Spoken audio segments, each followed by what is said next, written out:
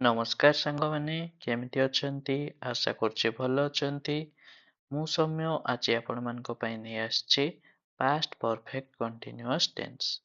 ଆଗରୁ ଆମେ ପ୍ରେଜେଣ୍ଟର 4ଟି ଫର୍ମ ପଢିଲେ, ଏବେ ପାଷ୍ଟର 3ଟି ଫର୍ମ ପଢି ସାରିଛେ। ଆଜି ପଢିବା ପାଷ୍ଟ ପରଫେକ୍ଟ କଣ୍ଟିନ୍ୟୁଅସ୍ ଟେନ୍ସ ବିଷୟରେ। ତାହେଲେ ଚାଲନ୍ତୁ ଆମେ ଦେଖିବା ପାଷ୍ଟ ଗୋଟେ ସେଣ୍ଟେନ୍ସ ଯଦି ପାଷ୍ଟ ପରଫେକ୍ଟ କଣ୍ଟିନ୍ୟୁଅସ୍ ଟେନ୍ସରେ ଲେଖା ହେଇଛି ତାହେଲେ ତାର ଷ୍ଟ୍ରକ୍ଚର କଣ ଥାଏ। ନା ତାର ଷ୍ଟ୍ରକ୍ଚର ହେଲା ଏଫର୍ମେଟିଭ ସେଣ୍ଟେନ୍ସରେ, ଯୋଉଟାକି ଆମେ ପଜିଟିଭ ସେଣ୍ଟେନ୍ସ ବୋଲିକରି ମଧ୍ୟ କହିଥାଉ। ତାହେଲେ ସେଠି କଣ ହବ? ପଜିଟିଭ ସେଣ୍ଟେନ୍ସରେ ଆମର ତାର ଷ୍ଟ୍ରକ୍ଚର କଣ ହବ ଦେଖ। ନା ଫାଷ୍ଟ ଆମର ରହିବ ସବଜେକ୍ଟ, ତାପରେ ରହିବ କଣ? ସବଜେକ୍ଟ ପରେ ରହିବ ହେଡ୍, ହେଡ୍ ପରେ ରହିବ ବିନ୍, ହେଡ୍ ବିନ୍, ଆଉ ତା ସାଙ୍ଗରେ ରହିବ କଣ? ଭର୍ବରେ ଆଇଏନଜି ୟୁଜ ହବ ଆଉ ଅବଜେକ୍ଟ ରହିବ। ହେଲା, ଅବଜେକ୍ଟ ସବୁଠି ରହିବ ବୋଲି କଥା ନାହିଁ, ଯୋଉଠି ରହିବ ତାପରେ ହିଁ ଅବଜେକ୍ଟ ଆସିବ। ସେମିତି ଆମର ଇଏ ତ ହେଲା ଆମର କଣ ପଜିଟିଭ ସେଣ୍ଟେନ୍ସରେ। ନେଗେଟିଭ ସେଣ୍ଟେନ୍ସରେ କଣ ହବ ଦେଖ। ନେଗେଟିଭ ସେଣ୍ଟେନ୍ସରେ କଣ ହବ? ନା ସେଠି ମଧ୍ୟ ଆମର ସବଜେକ୍ଟ ଆସିବ, ହ୍ୟାଡ୍ ଆସିବ, ତା ସହିତ ଆମର ନଟ୍ ଲାଗିବ ଏଇଠି, ତାପରେ ଆସିବ ବିନ୍, ହେଡ୍ ନଟ୍ ବିନ୍, ତାପରେ ଭର୍ବରେ ଆଇଏନଜି ଆସିବ, ଆଉ ଆମର ଅବଜେକ୍ଟ ଯଦି ରହିବ। ହେଲା, ଇଏ ହେଲା ଆମର negative sentence.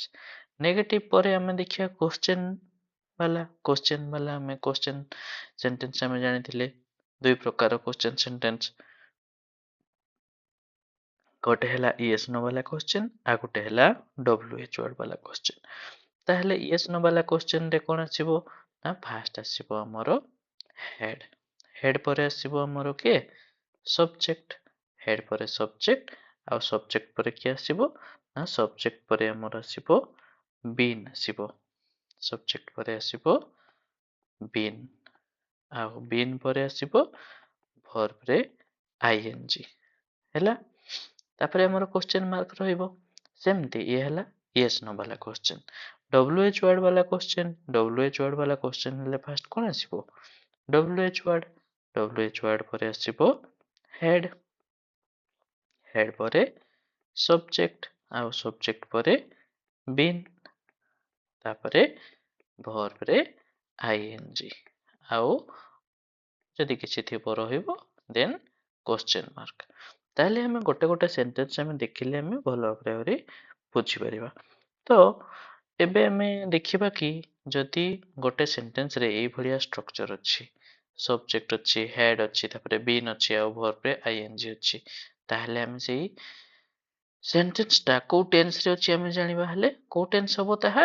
Past perfect continuous tense. ହେଲା, ତ ଦେଖ ପାଷ୍ଟ ପରଫେକ୍ଟ କଣ୍ଟିନ୍ୟୁଅସ୍ ଟେନ୍ସ। ଆଚ୍ଛା, ଗୋଟେ ସେଣ୍ଟେନ୍ସ ଯଦି ପାଷ୍ଟ ପରଫେକ୍ଟ କଣ୍ଟିନ୍ୟୁଅସ୍ ଟେନ୍ସରେ ଅଛି ତାହେଲେ ଆମେ ସେଣ୍ଟେନ୍ସ ପଢିକରି କଣ ଜାଣିବା? ନା ଆମେ ଜାଣିବା କି ପାଷ୍ଟ ପରଫେକ୍ଟ କୋଉଠି ହଉଥିଲା? ନା ଗୋଟେ କାମ, ପାଷ୍ଟର ଗୋଟେ କାମ ପୂର୍ବରୁ ଆଉ ଗୋଟେ କାମ ଯଦି କମ୍ପ୍ଲିଟ ହେଇଥିବ ବୋଲି ବୁଝା ପଡୁଥିଲା, ତାହେଲେ ଆମେ କହୁଥିଲେ past perfect. Past perfect continuous କଣ ହବ ତାହେଲେ? ନା ଗୋଟେ କାମ, ପାଷ୍ଟର ଗୋଟେ କାମ ପୂର୍ବରୁ ଆଉ ଗୋଟେ କାମ ଯଦି କଣ୍ଟିନ୍ୟୁ ହଉଥିଲା ବୋଲି ବୁଝା ପଡିବ। ହେଲା, ଯଦି କମ୍ପ୍ଲିଟ ହେଇଯାଇଛି ତାହେଲେ ପାଷ୍ଟ ପରଫେକ୍ଟ। ଯଦି ଗୋଟେ କାମ ପୂର୍ବରୁ ଆଉ ଗୋଟେ କାମ ଚାଲୁଥିଲା ବୋଲି ବୁଝା ପଡୁଛି ତାହେଲେ ପାଷ୍ଟ ପରଫେକ୍ଟ କଣ୍ଟିନ୍ୟୁଅସ୍ ଟେନ୍ସ। ହେଲା, ତାହେଲେ ଚାଲ ଏକ୍ସାମ୍ପଲ ଦେଖିଲେ ଆଉ ଟିକେ ଭଲ ଭାବରେ ଆମେ ବୁଝିପାରିବା, ଆଉ ସବୁ ଏକ୍ସାମ୍ପଲ ଗୁଡା ସଲ୍ଭ କରିବା। ମୋ ସହିତ ତୁମେ ମାନେ ମଧ୍ୟ ନିଜ ନିଜ ଖାତାରେ କରିବା ପାଇଁ ଚେଷ୍ଟା କର। ହେଲା, ତାହେଲେ ଚାଲ ଆମେ ଦେଖିବା କଣ ସିଚୁଏସନ, କୋଉ ସିଚୁଏସନରେ ଆମେ past perfect continuous tense use କରୁ। ନା ଦେଖ, ଅନ୍ୟ ଏକ ଅତୀତ କାର୍ଯ୍ୟ ପୂର୍ବରୁ ଦୀର୍ଘ ସମୟ ଧରି ଚାଲିଥିବା କାର୍ଯ୍ୟ ସମୟ ଅବଧି ଉପରେ ଜୋର ଦେବା, ମାନେ duration before another past action. ଗୋଟେ ପାଷ୍ଟ ଆକ୍ସନ ଅଛି, ତାର ପୂର୍ବରୁ ଆଉ ଗୋଟେ ଯୋଉ ପାଷ୍ଟ ଆକ୍ସନ ଥିବ ସେଥିରେ ଆମର କଣ ବୁଝଉଥିବ? ନା ଡ୍ୟୁରେସନ ବୁଝଉଥିବ। ତାହେଲେ ଦେଖ ଏକ୍ସାମ୍ପଲ ଦେଖିବା। ଦେଖ ଆମର ଏକ୍ସାମ୍ପଲ ହେଲା, ବସ୍ ଶେଷରେ ପହଞ୍ଚିବା ବେଳକୁ ମୁଁ 2 ଘଣ୍ଟା ଧରି ଅପେକ୍ଷା କରୁଥିଲି। ଦେଖ ବସ୍ ପହଞ୍ଚିବା ତାର ପୂର୍ବରୁ ମୁଁ 2 ଘଣ୍ଟା ଧରି ଅପେକ୍ଷା କରୁଥିଲି। ତାହେଲେ ଯୋଉଟା ଏଇଟା ଅପେକ୍ଷା କରିବା କାମଟା ଆମର କଣ୍ଟିନ୍ୟୁ ହଉଥିଲା।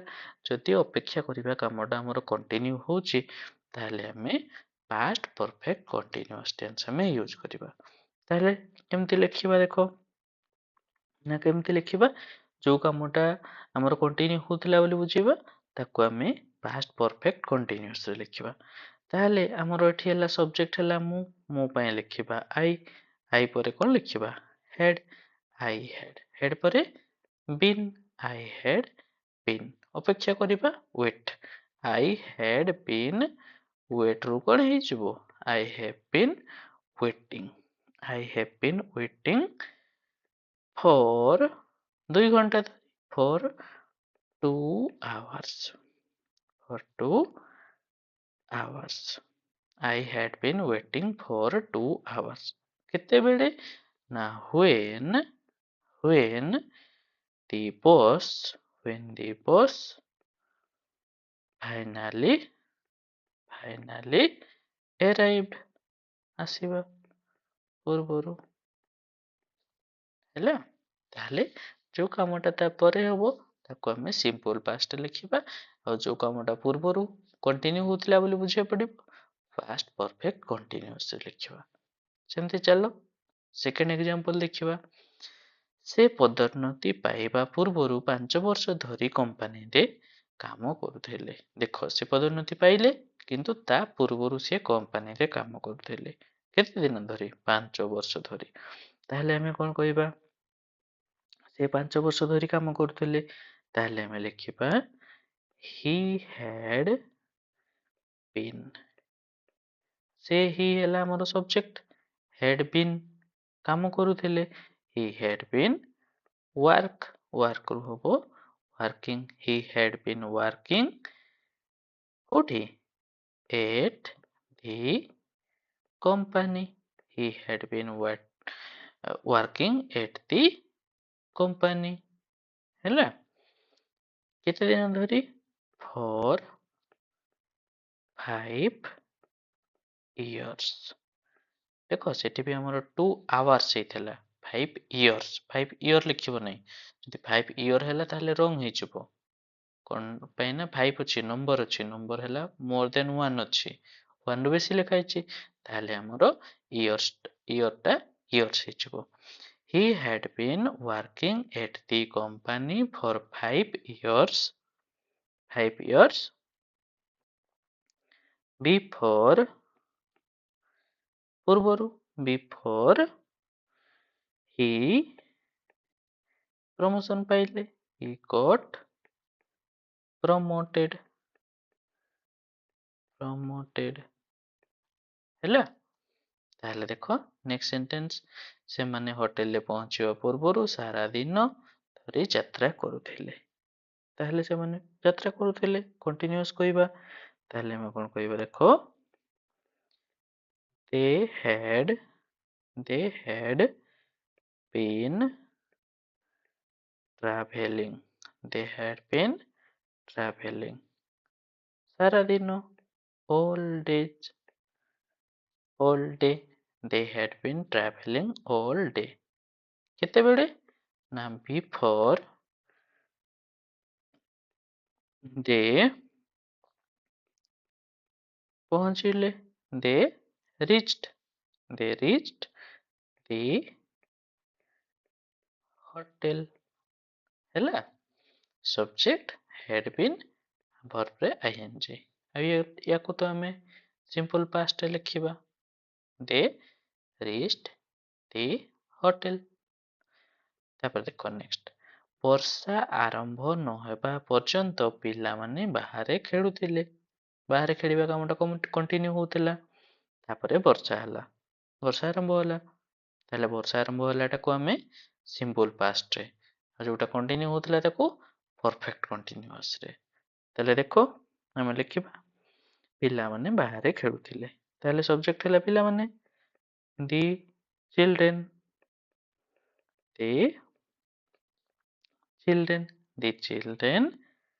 କଣ କରୁଥିଲେ? The children had been playing, the children had been playing କୋଉଠି? Outside. The children had been playing outside. କେତେ ଯାକେ? until କଣ? it started। ବର୍ଷା ଆରମ୍ଭ ହବା। ବର୍ଷା ଆରମ୍ଭ ହବା ନହବା ଏଥିରେ ଆମେ ଡମି ସବଜେକ୍ଟ ଲଗେଇବା କହିଛି ଆଗରୁ। it ଲଗେଇବା। it started raining। ହେଲା? କଣ ପାଇଁ ନା ଏଠି ଆମର ବର୍ଷା ହବା ନହବା ଏଥିରେ ଆମର ସବଜେକ୍ଟ ନଥାଏ, ତ ଆମେ ଡମି ସବଜେକ୍ଟ it କୁ ଲଗେଇଥାଉ। ବୁଝିଗଲା ପିଲାମାନେ? ତାହେଲେ ଚାଲ ନେକ୍ସଟ ଦେଖ।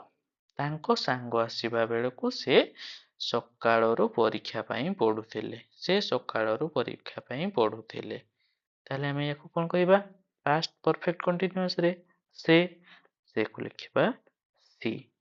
ହେଡ୍, ତାପରେ ଲେଖିବା ବିନ୍। ସି ହେଡ୍ ବିନ୍ କଣ କରୁଥିଲେ?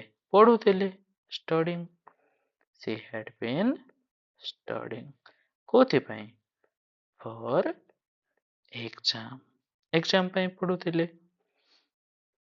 ଆଚ୍ଛା, ଯେକୌଣସି ଏକ୍ଜାମ ପାଇଁ ପଢୁଥିଲେ କି? ନା କଣ ଗୋଟେ ତାଙ୍କର ଗୋଟେ ସ୍ପେସିଫିକ ଏକ୍ଜାମ ଥିବ, ସେ ତା ପାଇଁ ପଢୁଥିଲେ। ତାହେଲେ ଆମେ ଲେଖିବା ଖାଲି ଏକ୍ଜାମ ଲେଖିବାନି। କଣ? ସ୍ପେସିଫିକ ବୁଝେଇଲେ ଆମେ ଜାଣିଥିଲେ ଦି, ନିର୍ଦ୍ଦିଷ୍ଟ ବୁଝେଇଲେ ଦି ଲଗେଇବା। ତାହେଲେ she had been studying for the exam। Exam କେତେବେଳେ ପଢୁଥିଲେ? since morning। ସକାଳରୁ ପଢୁଥିଲେ। since morning। ଯେତେବେଳେ ତାଙ୍କର ସାଙ୍ଗ ଆସିଲା ବେଳକୁ when his friend visited। ଆସିଲେ ଯେତେବେଳକୁ। ବୁଝିଲା? ତମେମାନେ ମଧ୍ୟ ସେମିତି କର ନା। ଏକ୍ଜାମ ପୂର୍ବରୁ ପାଠ ପଢୁଥାଉ ତମ ସାଙ୍ଗ ଆସିବା ପୂର୍ବରୁ। କଣ ପାଇଁ ନା ସାଙ୍ଗ ଆସିଲେ ପାଠ ହବ ନାହିଁ ଆଉ। ହଁ, ଯୋଉମାନେ ମିଶିକି ପାଠ ପଢନ୍ତି। ହେଲା କି? ଠିକ ଅଛି। ଦେଖ ସେକେଣ୍ଡ ସିଚୁଏସନ କଣ ହେଲା? ଫାର୍ଷ୍ଟ ସିଚୁଏସନରେ ତାହେଲେ କଣ ହେଲା? କୋଉ ସିଚୁଏସନକୁ ଆମେ ଲେଖିଲେ ଫାଷ୍ଟ? ନା ଗୋଟେ ଅତୀତର କାମ ପୂର୍ବରୁ ଆଉ ଗୋଟେ କାମ ଯଦି କଣ୍ଟିନ୍ୟୁ ହେଲା ବୋଲି ବୁଝଉଥିବ। ସେକେଣ୍ଡ ସିଚୁଏସନ କଣ ଦେଖ? ନା ଅତୀତରେ ଦେଖାଯାଉଥିବା କୌଣସି ଅବସ୍ଥା ବା ଫଳର କାରଣ ବ୍ୟାଖ୍ୟା କରିବା ପାଇଁ। cause of a past situation or result। ଏଟା ଦେଖ କେମିତି ଲେଖିବା? ନା ତାଙ୍କର ଆଖି ଲାଲ ଥିଲା କାରଣ ସେ କାନ୍ଦୁଥିଲେ। ଏଇଟା ଦେଖ, ତାଙ୍କର ଆଖି ଲାଲ ଥିଲା ବୋଲି ଆମକୁ ଦେଖାଯାଉଛି। ଏବେ ଦେଖାଯାଉଛି? ପାଷ୍ଟ ଦେଖାଯାଉଥିଲା। ଏବେ ନୁହଁ, ପାଷ୍ଟ ଦେଖାଯାଉଥିଲା। କଣ ପାଇଁ ଲାଲ ଥିଲା ବୋଲି ଆମେ କହୁଛେ? ସେ କାନ୍ଦୁଥିଲେ। ସେ କାନ୍ଦିବା କାମଟା ଆଗରୁ ଚାଲିଥିଲା। ସେଇଥିପାଇଁ ତାଙ୍କର ଆଖି ଏବେ ଲାଲ ହେଇଛି। ବୁଝି ହଉଛି? ତାହେଲେ ସେ କାନ୍ଦୁଥିଲେ। ତାହେଲେ ଆମେ ୟାକୁ କେମିତି ଲେଖିବା ପିଲାମାନେ କହିଲ? ସେ କାନ୍ଦୁଥିଲେ। କଣ ଲେଖିବା? ଆମେ ଲେଖିବା she had been crying। she had been crying। କେତେ କଣ ପାଇଁ କାନ୍ଦୁଥିଲେ? she had been crying। ଆଚ୍ଛା, ତାଙ୍କର ଆଖି ଲାଲ ଥିଲା, ସେଇଟା ହେଲା କାରଣ। ତାହେଲେ ଆମେ କାରଣଟାକୁ ପରେ ଲେଖିଥାନ୍ତେ, ହେଲେ ଭଲ ହେଇଥାନ୍ତା। ତାହେଲେ କେମିତି ଲେଖିବା ଦେଖ? ତାଙ୍କର ଆଖି ଲାଲ ଥିଲା। ତାହେଲେ କଣ କହିବା? her eyes were red। ହେଲା? ଏଇଟା ଗୋଟେ ଷ୍ଟେଟିଭ ନା। ତାଙ୍କର ଲାଲ ଥିଲା ବୋଲି କରି କହୁଛେ। ହେଲା? ତାହେଲେ her eyes were red। କଣ ପାଇଁ ରେଡ୍ ଥିଲା? because she had been crying। she had been crying। ହେଲା? ଚାଲ, ସେ କ୍ଳାନ୍ତ ଥିଲେ କାରଣ ସେ ଦୌଡୁଥିଲେ। ତାହେଲେ ଆମେ ଫାଷ୍ଟ କଣ ଲେଖିବା? ସେ କ୍ଳାନ୍ତ ଥିଲେ। ତାହେଲେ ସେ କ୍ଳାନ୍ତ ଥିଲେ କୁ ଆମେ କେମିତି ଲେଖିବା?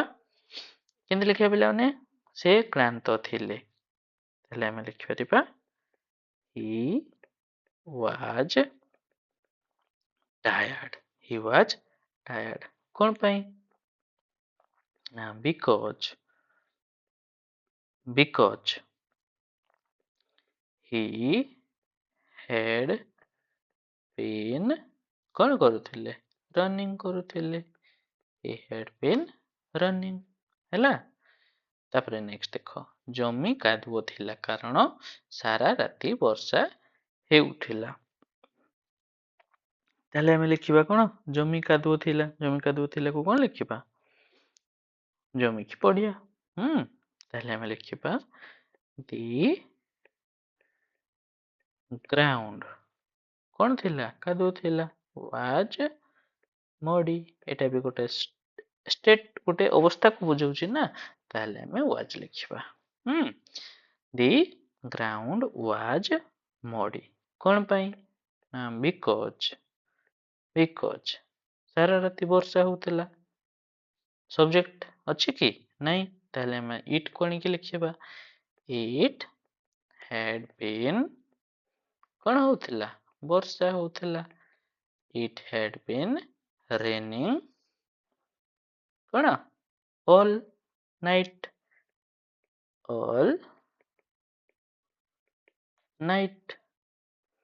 ସେ ନୃତ୍ୟରେ ବହୁତ ଭଲ ଥିଲେ କାରଣ ସେ ବର୍ଷ ସବୁ ଧରି ଅଭ୍ୟାସ କରୁଥିଲେ ମାନେ ବର୍ଷ ଯାକ ଧରି ଅଭ୍ୟାସ କରୁଥିଲେ ତାହେଲେ ଆମେ କଣ ଲେଖିବା ୟାକୁ ଦେଖ ତମେ ନିଜେ ଲେଖିବ ହଉ ମୁଁ ୟାକୁ ଲେଖି ଦଉଛି ତମେ ନିଜେ ମଧ୍ୟ ଟ୍ରାଏ କରିବ ସେ ନୃତ୍ୟରେ ବହୁତ ଭଲ ଥିଲେ ତାହେଲେ ଆମେ ଲେଖିବା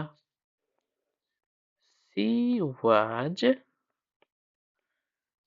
good at କଣ dancing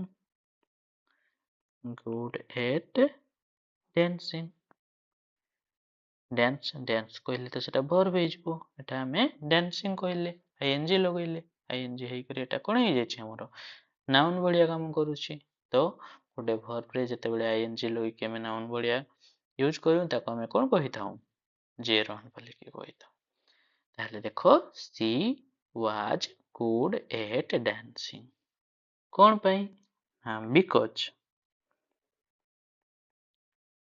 because କଣ ନା she had been ଅଭ୍ୟାସ କରୁଥିଲେ practicing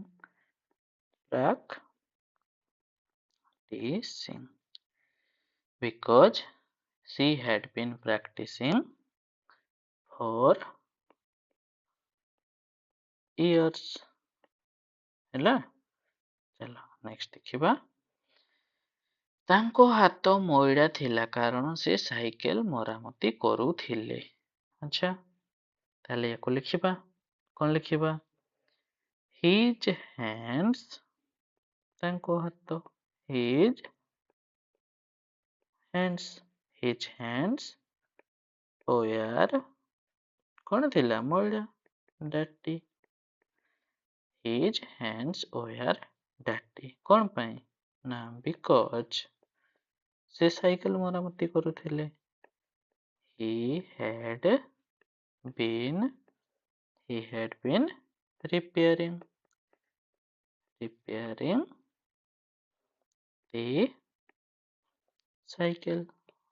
bicycle ହେଲା ଚାଲ ନେକ୍ସଟ ଦେଖ କଣ ସିଚୁଏସନ ଅଛି ନା ନେକ୍ସଟ ସିଚୁଏସନ ହେଲା temporary habitual action in the past କିଛି ଯଦି habitual action ଥିବ temporary ସମୟ ପାଇଁ ଯାହା ଏବେ ଚାଲୁନଥିବ past ଚାଲୁଥିଲା ବୋଲି ଆମେ କହିବା ଅତୀତର କିଛି ଚାଲୁଥିବା ଅଭ୍ୟାସ ଯାହା ବର୍ତ୍ତମାନ ବନ୍ଦ ଥିବ ଅତୀତରେ ଚାଲୁଥିଲା ଏବେ କିନ୍ତୁ ଚାଲୁନଥିବ ତାହେଲେ ଦେଖ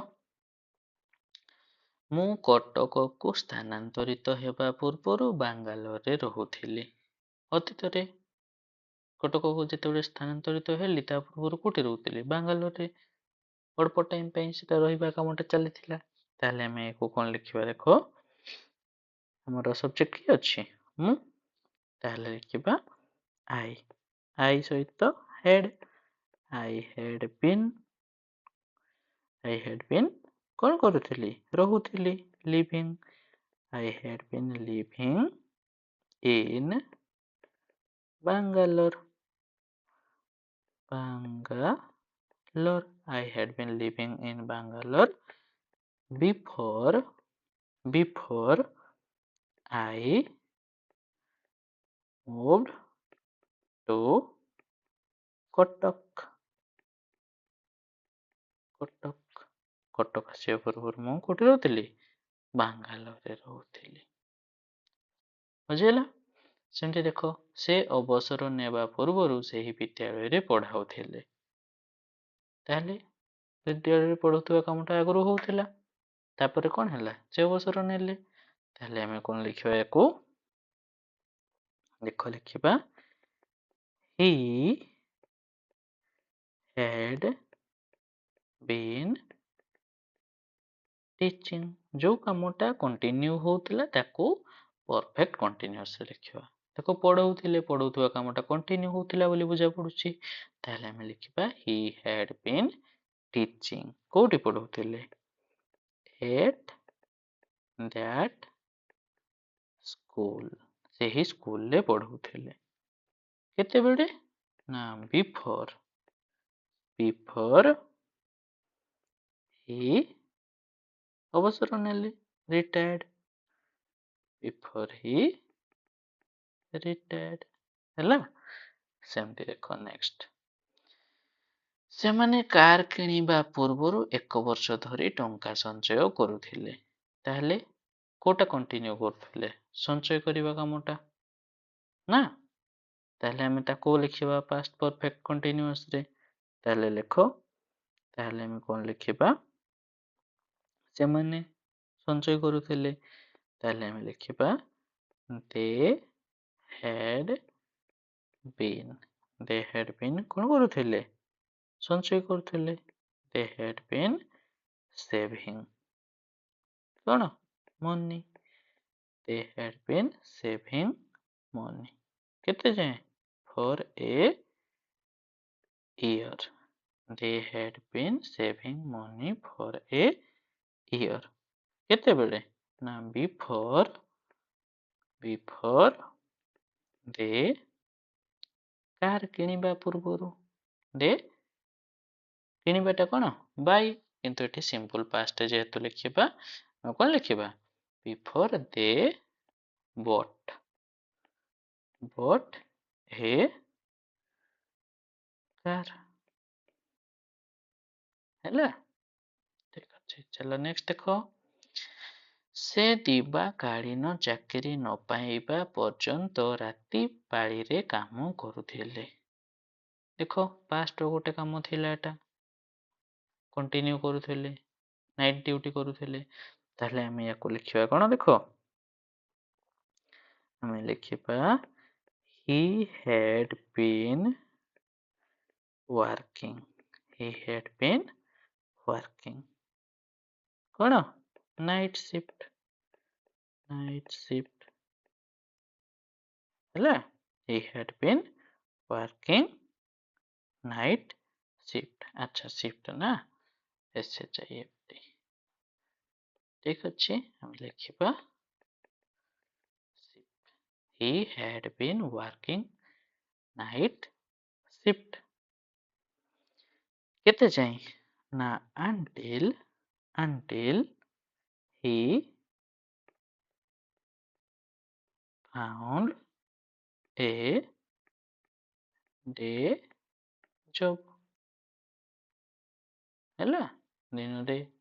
ଦିନକାଳୀନ ଚାକିରି ନ ପାଇବା ପର୍ଯ୍ୟନ୍ତ ରାତି ପାଳିରେ କାମ କରୁଥିଲେ। ତାପରେ ଦେଖ ନେକ୍ସଟ। ଆମେ ବିବାହ କରିବା ପୂର୍ବରୁ 3 ବର୍ଷ ଧରି ଡେଟିଂ କରୁଥିଲୁ।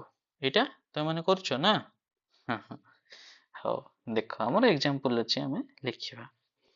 ତାହେଲେ ଦେଖ, ଆମେ 3 ବର୍ଷ ଧରି ଡେଟିଂ କରୁଥିଲୁ। ତାହେଲେ ଆମେ କଣ ଲେଖିବା? we had been dating for 3 ବର୍ଷ ଧରି, for 3 year ଲେଖିବା ନା ପିଲାମାନେ? ଇୟର୍ସ ଲେଖିବା। आमे इयर्स लिखिबा 3 अछि ता पूर्वरु we had been dating for 3 years ହେଲା before we got married विवाह କରିବା ପୂର୍ବରୁ ହେଲା चलो नेक्स्ट देखो फोर्थ सिचुएशन कौन फोर्थ सिचुएशन आसिला ना recent continuous action with present result in the past ताले निकट ଅତୀତରେ ଦୀର୍ଘ ସମୟ ଧରି ଚାଲିଥିବା କାର୍ଯ୍ୟ ଯାହାର ପ୍ରଭାବ ପରବର୍ତ୍ତୀ ଅତୀତ ସମୟରେ ଦେଖା ଯାଇଥିଲା ଯେମିତିକି ଦେଖ ମୁଁ ତାଙ୍କୁ ଦେଖିଲା ବେଳେ ତାଙ୍କର ଶ୍ୱାସ ଛାଟି ଯାଇଥିଲା ସେ ଦୌଡୁଥିଲେ ଆଚ୍ଛା ମୁଁ ତାଙ୍କୁ ଯେତେବେଳେ ଦେଖିଲି ତାଙ୍କର ଶ୍ୱାସ ଚଢି ଯାଇଥିଲା ମାନେ ସିଏ ଜୋର ନିଶ୍ୱାସ ପ୍ରଶ୍ୱାସ ନେଉଥିଲେ ତାହେଲେ ୟାକୁ ଆମେ କେମିତି ଲେଖିବା ଦେଖ ଆମେ ୟାକୁ ଲେଖିବା କେମିତି ନା ଏଠି କଣଟା କଣ୍ଟିନ୍ୟୁ ହଉଥିଲା ପିଲାମାନେ କହିଲ ନା ସେ ଦୌଡୁଥିଲେ ତାହେଲେ ଆମେ ଲେଖିବା ୟାକୁ he had been running ନା କେତେବେଳେ ଯେତେବେଳେ ମୁଁ ଦେଖିଲି ତାଙ୍କର ସେ ଆଉଟ୍ ଅଫ୍ ବ୍ରିଥ୍ ହେଇଯାଇଥିଲେ ଶ୍ୱାସ ଚଢି ଯାଇଥିଲା ତାହେଲେ ଦେଖ ଆମେ ଲେଖିବା ୟାକୁ ମୁଁ ତାଙ୍କୁ ଦେଖିଲା ବେଳେ when I saw ଯେତେବେଳେ ମୁଁ ତାଙ୍କୁ ଦେଖିଥିଲି saw him when I saw him କଣ ହେଇଥିଲା he was out of breath ସେ ଜୋର ନିଶ୍ୱାସ ନେଉଥିଲେ କଣ ପାଇଁ ନା ଆମର କହିଛି ସେ ଦୌଡୁଥିଲେ he had been running ହେଲା ତାଙ୍କ ପୋଷାକ ଓଦା ଥିଲା ସେ ବର୍ଷାରେ ଚାଲୁଥିଲେ ତାହେଲେ ତାଙ୍କ ପୋଷାକ ଓଦା ଅଛି ଓଦା ଥିଲା ଅଛି କି ନାହିଁ ଥିଲା ବୋଲିକରି କହୁଛେ ପାଷ୍ଟରେ ଥିଲା କଣ ପାଇଁ ସେ ବର୍ଷାରେ ଚାଲୁଥିଲେ ତାହେଲେ ବର୍ଷାରେ ଚାଲିବା କାମଟା କଣ୍ଟିନ୍ୟୁ ହଉଥିଲା ତାହେଲେ ଏକ ଲେଖ ତାଙ୍କର ପୋଷାକ ଓଦା ଥିଲା ଲେଖିବା ତାଙ୍କର ହାର ହେଇଛି ଲେଖିଲେ ବି ହବ ମୁଁ ହାର ଲେଖୁଛି ହେଲା ହାର ପୋଷାକ ପୋଷାକ କଣ କ୍ଲୋଥ୍ ହାର କ୍ଲୋଥ୍ସ କଣ ହେଇଥିଲା ଓୟାର ୱେଟ୍ କଣ ପାଇଁ କହିଲେ ନା ଏଇଟା ଗୋଟେ ଷ୍ଟେଟିଭ ଜିନିଷ କୁହାହଉଛି ମାନେ ଗୋଟେ ଅବସ୍ଥାକୁ କୁହାହଉଛି କେମିତି ଥିଲା କେମିତି ନଥିଲା ତାହେଲେ ହାର କ୍ଲୋଥ୍ସ ଏସ୍ ଲାଗିଛି ଯେହେତୁ ପ୍ଲୁରାଲ ହେଇଯାଇଛି ସେଇଥିପାଇଁ ଆମେ ଓୟାର ଲଗେଇଲେ ହାର କ୍ଲୋଥ୍ସ ଓୟାର ୱେଟ୍ କଣ ପାଇଁ ନା ସେ ବର୍ଷାରେ ଚାଲୁଥିଲେ she had been ଚାଲିବା ୱାକ୍ କରିବା ୱାକ୍ ରୁ ହବ walking she had been walking କୋଉଠି ନା in the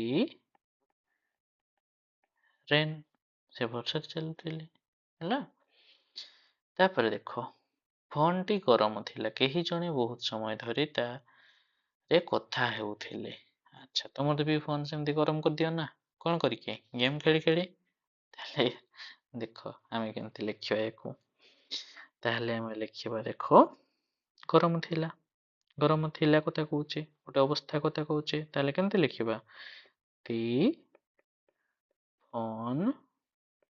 phone was hot କେହି ଜଣେ ବହୁତ ସମୟ ଧରି କଥା ହଉଥିଲେ କେହି ଜଣେ someone had been କଣ କରୁଥିଲେ କଥା ହଉଥିଲେ someone had been talking on it ବହୁତ ସମୟ ଧରି for a long time ହେଲା ତାପରେ ଦେଖ ନେକ୍ସଟ ଦେଖ ତାଙ୍କର ମୁଣ୍ଡ ବ୍ୟଥା ଥିଲା କାରଣ ସେ କମ୍ପ୍ୟୁଟର ସ୍କ୍ରିନ୍ ଆଡ଼କୁ ଚାହିଁ ବସିଥିଲେ। ତମେ ମଧ୍ୟ ତମର ମୁଣ୍ଡ ବ୍ୟଥା ହୁଏ ନା ବେଶୀ ସମୟ ସ୍କ୍ରିନ୍ ଦେଖିଲେ, ତାହେଲେ ଏଠି ବି ସେମିତି କଥା କୁହାହେଇଛି। ହଁ, ତାଙ୍କର ମୁଣ୍ଡ ବ୍ୟଥା ଥିଲା। ତାହେଲେ ଆମେ କଣ କହିବା? ହେଉଥିଲା ବା ଥିଲା। ତାହେଲେ ଆମେ ଲେଖିବା he had a ମୁଣ୍ଡ ବ୍ୟଥା। କଣ ଲେଖୁ? headache। he had a headache। କଣ ପାଇଁ? because କାରଣ। because କଣ ହେଇଥିଲା ନା ସେ ବହୁତ ସମୟ ଧରି କମ୍ପ୍ୟୁଟର ଆଡକୁ ଚାହିଁଥିଲେ। ନା he had been ଚାହିଁବା he had been। ଆଚ୍ଛା, ତିନିଟି ହେଇଯାଉଛି, ଦୁଇଟି ଲେଖିବା। he had been କଣ କରୁଥିଲେ? ଦେଖୁଥିଲେ, ଚାହିଁଥିଲେ। staring। he had been staring at the computer screen। ହେଲା। ଚାଲ ନେକ୍ସଟ ଦେଖ। କୋଠରୀରେ ରଙ୍ଗର ଗନ୍ଧ ଥିଲା, ସେମାନେ କାନ୍ଥ ରଙ୍ଗ କରୁଥିଲେ। ଦେଖ, ରୁମ୍ ଗୁଡା କଣ କଣ ହୁଏ? ଯେତେବେଳେ ନୂଆ ନୂଆ କଲର କରାହେଇଥିବ କଣତି ଗୋଟେ ସ୍ମେଲ ହୁଏ। ତାହେଲେ ସେଇ କଥାଟି ଲେଖା ହେଇଛି। କୋଠରୀରେ ରଙ୍ଗର ଗନ୍ଧ ଥିଲା। ତାହେଲେ ଆମେ ୟାକୁ କଣ ଲେଖିବା?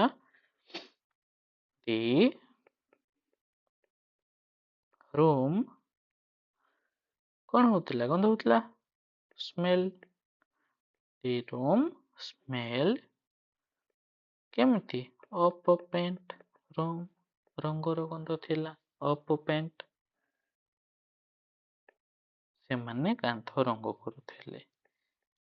They had been painting the କଣ? wall। ହେଲା। ଚାଲ ଆଉ କଣ ଦେଖିବା? ନା ଆମେ ଏବେ ଦେଖିବା ଫିଫ୍ଥ ସିଚୁଏସନ। ଫିଫ୍ଥ ସିଚୁଏସନରେ କଣ କହିଲା ଦେଖ? ନା ଅନ୍ୟ ଏକ ଘଟଣା ଦ୍ୱାରା ବାଧାପ୍ରାପ୍ତ ହେଉଥିବା ପୃଷ୍ଠଭୂମିର କାର୍ଯ୍ୟ। Background action interrupted by another past event.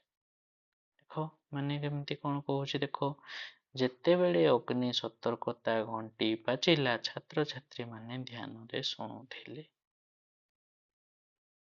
ଯେତେବେଳେ ଘଣ୍ଟି ବାଜିଲା ତା ପୂର୍ବରୁ ସେମାନେ କଣ କରୁଥିଲେ? ଶୁଣୁଥିଲେ। ଏମିତି ସେଣ୍ଟେନ୍ସ ଆମେ କୋଉଠି ଲେଖିଥିଲେ? ଦେଖ, ଏମିତି ସେଣ୍ଟେନ୍ସ ଆମେ ପାଷ୍ଟ କଣ୍ଟିନ୍ୟୁଅସ୍ ଟେନ୍ସରେ ମଧ୍ୟ ଲେଖିଥିଲେ।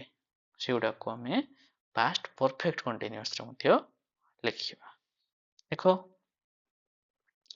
ଗୋଟେ ଘଟଣା ପୂର୍ବରୁ ଆଉ ଗୋଟେ ଘଟଣା ହେଉଥିଲା ବୋଲି ବୁଝା ପଡୁଛି। ଦେଖ ନା, ତାହେଲେ ଦେଖ ଆମେ ଲେଖିବା ୟାକୁ କେମିତି ଲେଖିବା? ନା ଲେଖିବା ଛାତ୍ରଛାତ୍ରୀମାନେ ଧ୍ୟାନରେ ଶୁଣୁଥିଲେ। ତାହେଲେ ଆମେ ଲେଖିବା the students had been କଣ କରୁଥିଲେ? ଶୁଣୁଥିଲେ। listening। the student had been listening କେମିତି? attentively।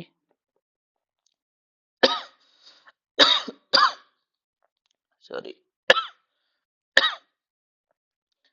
the student had been listening attentively କେତେବେଳେ? ନା when the fire alarm କଣ ହେଲା? ବାଜିଲା। ରିଙ୍ଗରୁ ରିଙ୍ଗ ହବ ନା। ହେଲା, ବୁଝି ହେଲା ପିଲାମାନେ? ତାପରେ ଦେଖ ଆଉ କଣ ଅଛି? ସେ ନିରୀହ ଭାବରେ ଶୋଉଥିଲେ ଯେତେବେଳେ ଏକ ଜୋର ଶବ୍ଦ ତାଙ୍କୁ ଉଠାଇ ଦେଲା। ସେ ଶୋଇଥିଲେ, ତାଙ୍କୁ ଗୋଟେ ଶବ୍ଦ ଉଠାଇ ଦେଲା। ତାହେଲେ ଆମେ ଏକ କଣ ଲେଖିବା ଦେଖ? ନା ଆମେ ଲେଖିବା he had been କ'ଣ କରୁଥିଲେ? ସ୍ଲିପ୍ କରୁଥିଲେ, sleeping. He had been sleeping. କେମିତି? ନିରୀହ ଭାବରେ, ପିସଫୁଲି, ଶାନ୍ତିର ସହକାରେ। ବୁଝିହେଲା? He had been sleeping peacefully. କେତେବେଳେ?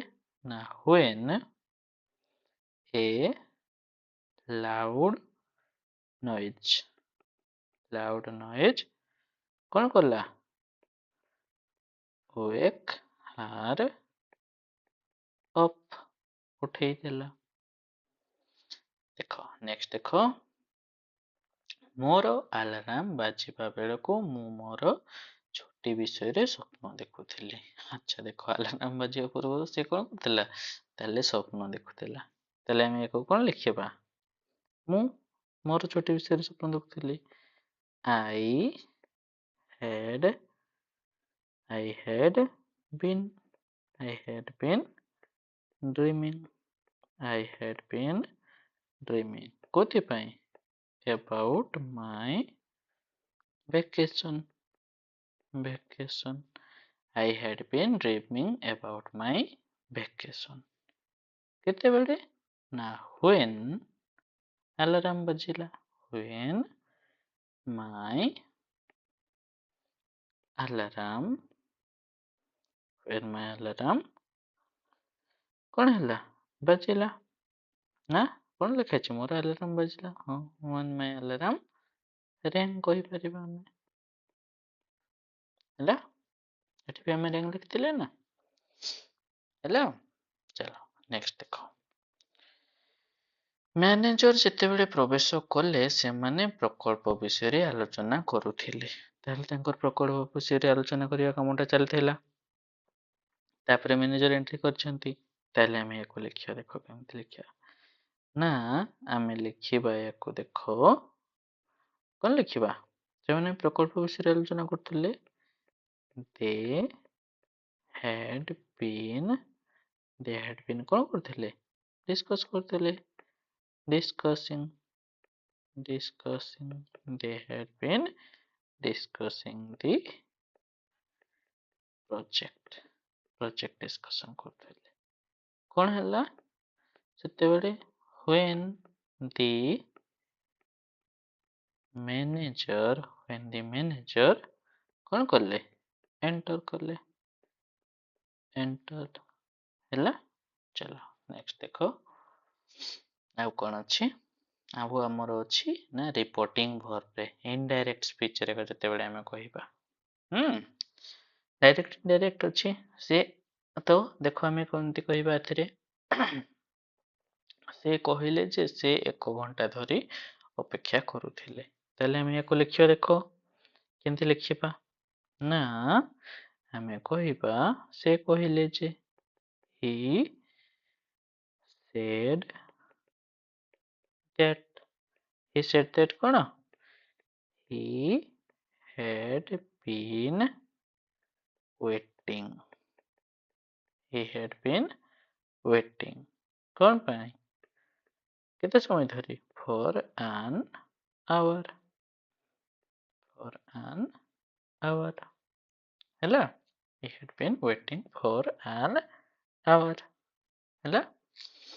ସେ କହିଲେ ଯେ ସେ ପୂର୍ବ ଦିନ ଠାରୁ ଅସୁସ୍ଥ ଅନୁଭବ କରୁଥିଲେ। ତାହେଲେ ଆମେ ୟାକୁ କ'ଣ କହିବା? ଦେଖ ଆଚ୍ଛା, ଏ ତ ହେଲା ଇନଡାଇରେକ୍ଟରେ ହେଲା। ଇନଡାଇରେକ୍ଟ ୟାକୁ ଡାଇରେକ୍ଟ କେମିତି ଲେଖିବା ଜାଣିଛ? ଚାଲ ସେ ତାହା ବି କରିବା। ତାହେଲେ ଆମେ ଲେଖିବା କ'ଣ? he said, କମା ଦେବା, ଡବଲ କଟ୍ ଦେବା। ନା he had been waiting for an hour, ତ ଏଟା କ'ଣ ଲେଖିବା? ଏଇଟା ହି ଲେଖିବା କି? ନାଇଁ, he said, ସେ କହିଲେ। କ'ଣ କହିଲେ? ମୁଁ 1 ଘଣ୍ଟା ଧରି ଅପେକ୍ଷା କରିଛି।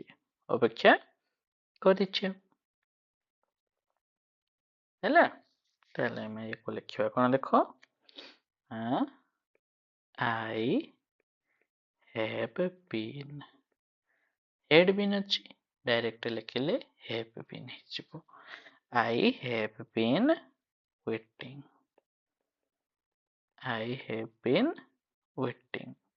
କେତେ ସମୟ ଧରି? for an hour ହେଲା। चलो नेक्स्ट देखो ये है डायरेक्ट है डायरेक्ट से कहले जे से पूर्व दिन ठारू असुस्थ अनुभव करुथिले ताले आमे को केनती लिखिया देखो से कहले को आमे केनती लिखिबा ना आमे लिखिबा she said that कौन कहले से पूर्व दिन ठारू असुस्थ अनुभव करुथिले लिखिबा she had been she had been कौन अनुभव करिबा feel feel रो हबो feeling she had been feeling कौन असुस्थ unwell she had been feeling unwell केबेरु since the previous day ହେଲା ये तो ହେଲା indirect डायरेक्ट लिखले हमें कौन लिखिबा हमें लिखिबा she said कोटेशन देबा she had been टा कौन हे जबो I have been feeling केमिति unwell केबेरु since the ନାଇଁ since yesterday since yesterday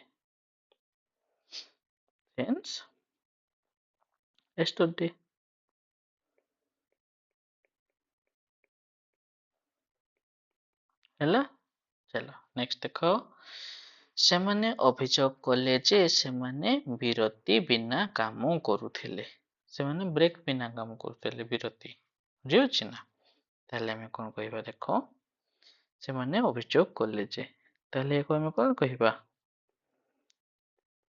ଦେ କମ୍ପ୍ଲେନ୍ ଅଭିଯୋଗ କରିବା କମ୍ପ୍ଲେନ୍ ଦେ କମ୍ପ୍ଲେନ୍ଡ କଣ କମ୍ପ୍ଲେନ୍ କଲେ complain that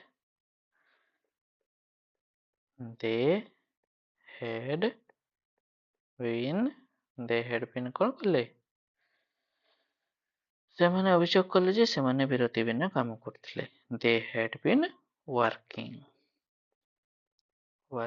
they had been working without କଣ a break ବିରତି ବିନା ହେଲା ତାପରେ ଆମେ ଏଥିରେ କଣ ଲେଖିବା ଦେଖ ଇଏ ହେଲା ଇନଡାଇରେକ୍ଟ डायरेक्ट ले कौन हो डायरेक्ट हेले कौन हो ना दे कॉम्प्लेन कौन ना दे हेड बीन टा कौन हिजबो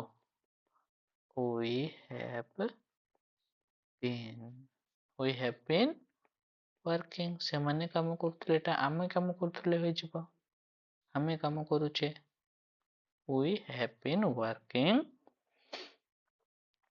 without a break ହେଲା चलो नेक्स्ट देखो रवि कहिला जे से मते फोन करबाकू चेष्टा करूथिला ताले ये इनडायरेक्ट अछि लिखिबा याको ताले हम कोन लिखिबा देखो रवि कहिला ताले कोन लिखिबा रवि said that कोन कहिला ना he had been चेष्टा करूथिला he had been trying cone pi to call me he had been trying to call me मते ताले याको डायरेक्ट लिखले कोन लिखिबा देखो Ravi said he had been टा कोन हे जबो I have been ହେଲା। I have been, I have been trying, I have been trying to call me ଟା କ'ଣ ହେଇଯିବ? You ହେଲା। ଆଚ୍ଛା, ଆମେ ଡାଇରେକ୍ଟ ଇନଡାଇରେକ୍ଟ ଦେଖିଲା ବେଳେ ଆହୁରି ଭଲ ଭାବରେ ଦେଖିବା। ଏଠି ତମେ ଖାଲି ଓଭରଅଲ୍ ଆଇଡିଆ ନେଇଥାଉ କି କେମିତି ଆମେ past perfect continuous tense use କରୁଛୁ। ଆମେ ଯଦି ଅଛି ସେଟା କ'ଣ ପ୍ରେଜେଣ୍ଟ ପରଫେକ୍ଟ କଣ୍ଟିନ୍ୟୁଅସରେ ଅଛି, ତାକୁ ଆମେ ଇନଡାଇରେକ୍ଟରେ ଲେଖିଲେ କ'ଣ ହବ? ସେଟା ପାଷ୍ଟ ପରଫେକ୍ଟ କଣ୍ଟିନ୍ୟୁଅସରେ ହବ। ହେଭ୍ ଜାଗାରେ ହେଡ୍ ହେଇଯିବ। ହେଲା। ଚାଲ ନେକ୍ସଟ ଦେଖ। ସେ ମୋତେ କହିଲେ ଯେ ସେ ବର୍ଷ ସବୁ ଧରି ସେଠାରେ ରହୁଥିଲେ। ତାହେଲେ ଆମେ କ'ଣ କହିବା ଦେଖ। ସେ ମୋତେ କହିଲେ ଯେ ଆମେ ଲେଖିବା ସେ ମୋତେ କହିଲେ ଯେ। ଆଚ୍ଛା, ସି କ'ଣ କହିବା? told me, she said me ହବ ନାହିଁ। ବୁଝିଲା? she told me। ହଁ, she told me କ'ଣ କହିଲେ? told me that ନା she had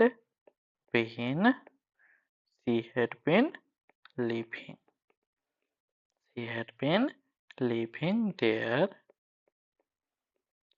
for years। ବର୍ଷ ସବୁ ଧରି। ହେଲା। ତାହେଲେ ଆଉ ୟାକୁ ଡାଇରେକ୍ଟ ଲେଖିଲେ କ'ଣ କହିବା? ଦେଖ, she told me କ'ଣ କହିଲେ? ସେ ରହୁଥିଲେ, ମୁଁ ରହୁଥିଲି ହେଇଯିବ। I have been living there ଟା କ'ଣ ହେଇଯିବ? here for years। ବୁଝିଲା ନା? ସେ ମୋତେ କହିଲେ ମୁଁ ସେଠାରେ ରହୁଥିଲି ହବ। ଆଉ ଯଦି ଆମେ ସେଟା କହିବା ଇନଡାଇରେକ୍ଟ କହିବା, ତାହେଲେ ସେ ମୋତେ କହୁଥିଲେ ସେ ରହୁଥିଲେ କହିବା। ସେ ଯଦି ନିଜେ କହୁଛନ୍ତି କହିଲେ କ'ଣ କହିବା? ସେ କହୁଥିଲେ ମୋତେ କି ମୁଁ ରହୁଥିଲି ସେଠି। ମୁଁ ମାନେ ସେ ରହୁଥିଲେ। ବୁଝିହେଉଛି? ଚାଲ ନେକ୍ସଟ ଦେଖିବା କ'ଣ ଅଛି। ଆଉ କ'ଣ ଅଛି ନା, ଆଉ ଗୋଟେ ସିଚୁଏସନ ହେଲା। ଆଉ ଗୋଟେ ସିଚୁଏସନ କ'ଣ? ଅତୀତରେ ଥିବା ଏକ ବିରକ୍ତିକର ଅଭ୍ୟାସ ବିଷୟରେ କହିବା। ଗୋଟେ ବିରକ୍ତିକର ଅଭ୍ୟାସ ଅଛି। ସେ ମାସେ ଧରି କାମକୁ ବିଳମ୍ବରେ ଆସୁଥିଲେ। ତାହେଲେ ଲେଖିବା। ଲେଖ। ସେ କ'ଣ ଲେଖିବା? ହି ପରେ had, ତାପରେ been, he had been ମାସେ ଧରି କ'ଣ ଲେଖିବା ତାକୁ? he had been କ'ଣ କରୁଥିଲେ? he had been coming late। କୋଉଠି? କାମକୁ, to work। he had been coming late to work for month। ହେଲା। he had been coming late to work for months। କେହି ଜଣେ ଅନୁମତି ବିନା ମୋ କମ୍ପ୍ୟୁଟର ବ୍ୟବହାର କରୁଥିଲେ। ଲେଖ, କେହି ଜଣେ କ'ଣ ଲେଖିବା? someone had been someone had been କ'ଣ କରୁଥିଲେ? ବ୍ୟବହାର କରୁଥିଲେ। someone had been using କ'ଣ? my computer। someone had been using my computer। କେମିତି? ମୋ ଅନୁମତି ବିନା, without my permission।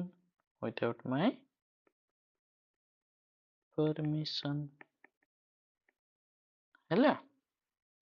ଦେଖ, କୁକୁରଟି ସାରା ରାତି ନିରବଚ୍ଛିନ୍ନ ଭାବରେ ଭୁକୁଥିଲା। କୁକୁର କ'ଣ ଲେଖିବା? Dog. had been ଭୁକିବା barking. Dog had been barking. Dog had been barking. ନିରବଚ୍ଛିନ୍ନ ଭାବରେ continuously. Dog had been barking continuously. କେତେ ସାରା ରାତି all night ହେଲା। ତାପରେ ଦେଖ ସେ ଟଙ୍କା ଧାର କରୁଥିଲେ ଏବଂ ଫେରାଇ ଦେଉ ନଥିଲେ। ତାହେଲେ ୟାକୁ ଲେଖିବା ସେ ଟଙ୍କା ଧାର କରୁଥିଲେ he had been ଧାର କରିବା କ'ଣ ପିଲାମାନେ ବର ହେଲା ଧାର ଦେବା ହେଲା lend କିନ୍ତୁ ଧାର କରିବା ହେଲା ବର she had been କ'ଣ କରୁଥିଲେ ଧାର କରୁଥିଲେ borrowing କ'ଣ ବର କରୁଥିଲେ money she had been borrowing money ଆଉ କ'ଣ କରୁଥିଲେ and return କରୁନଥିଲେ not returning it ବୁଝିଲେ ଚାଲ ଏବେ ଦେଖିବା କ'ଣ ଆମର କ'ଣ ଡିଫରେନ୍ସ କ'ଣ ରହୁଛି ଆମେ ପାଷ୍ଟ ପରଫେକ୍ଟ କେତେବେଳେ ୟୁଜ୍ କରିବା ଆଉ ପାଷ୍ଟ ପରଫେକ୍ଟ କଣ୍ଟିନ୍ୟୁଅସ୍ କେତେବେଳେ ୟୁଜ୍ କରିବା ନା ମୁଁ ଫାଷ୍ଟରୁ ହିଁ କହିଛି ପାଷ୍ଟ ପରଫେକ୍ଟ କେତେବେଳେ ୟୁଜ୍ କରିବା ନା ଗୋଟେ କାମ କରିବା ପୂର୍ବରୁ ଗୋଟେ କାମ ହେବା ପୂର୍ବରୁ ଆଉ ଗୋଟେ କାମ କମ୍ପ୍ଲିଟ୍ ହେଇଥିବ ନା ଅତୀତରେ ଘଟିଥିବା ଦୁଇଟି କାର୍ଯ୍ୟ ମଧ୍ୟରୁ ପ୍ରଥମେ ସମାପ୍ତ ହୋଇଥିବା କାର୍ଯ୍ୟକୁ ଆମେ ପାଷ୍ଟ ପରଫେକ୍ଟରେ ଆମେ ଲେଖିଥାଉ ହେଲା she had cooked dinner when we arrived ଆମେ ଯେତେବେଳେ ପହଞ୍ଚିଲୁ ସିଏ କ'ଣ କରିଥିଲେ ଡିନର କୁକ୍ କରି ସାରିଥିଲେ କିନ୍ତୁ ସେଇଟା ଯଦି ଆମର ପାଷ୍ଟ ପରଫେକ୍ଟ ଥିବ କେମିତି ଥିବ ନା she had been cooking dinner for hours for 2 hours ମାନେ when we arrived ମାନେ ଆମେ ଯେତେବେଳକୁ ପହଞ୍ଚିଲୁ ତା ପୂର୍ବରୁ ସିଏ କ'ଣ କରୁଥିଲେ 2 ଘଣ୍ଟା ଧରି କୁକ୍ କରୁଥିଲେ ଆଉ ପୂର୍ବଟା ହେଲା କୁକ୍ କରି ସାରିଥିଲେ ବୁଝିଲା ପିଲାମାନେ ତାହେଲେ ପାଷ୍ଟ ପରଫେକ୍ଟ ହେଲେ ତା ମାନେ କ'ଣ ବୁଝିବ ଆଉ ପାଷ୍ଟ ପରଫେକ୍ଟ କଣ୍ଟିନ୍ୟୁଅସ୍ ହେଲେ ତା ମାନେ କ'ଣ ବୁଝିବ ହେଲା ଆଶା କରୁଛି ସବୁ ଗୁଡ଼ା ବୁଝିପାରିଥିବ ଯଦି କି ବୁଝିବାରେ କିଛି ଅସୁବିଧା ଥାଏ ତାହେଲେ ମୋତେ କମେଣ୍ଟ ମାଧ୍ୟମରେ ଜଣେଇବ ଭିଡ଼ିଓଟି ଭଲ ଲାଗିଥିଲେ ଲାଇକ୍ ଏବଂ ସେୟାର କରିବା ପାଇଁ ଭୁଲିବନି ଏବଂ ଚ୍ୟାନେଲକୁ ସବସ୍କ୍ରାଇବ୍ କରିବ ରହୁଛି ନମସ୍କାର ଧନ୍ୟବାଦ